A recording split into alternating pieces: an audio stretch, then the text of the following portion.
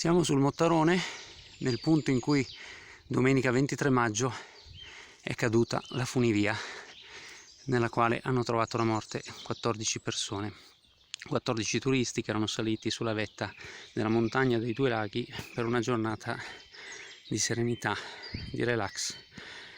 Ecco, vedete, delimitato dal nastro bianco e rosso dei carabinieri ciò che resta della funivia, della cabina accartocciata, distrutta, a terra, sparsi per decine di metri intorno al punto dell'impatto. Vedete che la cabina dopo il volo dall'alto, dopo che si è spezzata la fune, è andata a rotolare lungo il pendio e poi si è andata a fermare contro degli abeti.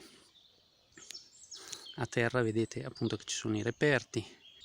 Tra i resti si può notare sotto la cabina anche un passeggino, lo vedete, è sicuramente di uno dei bambini che erano a bordo con la famiglia e che purtroppo ha perso la vita nell'incidente.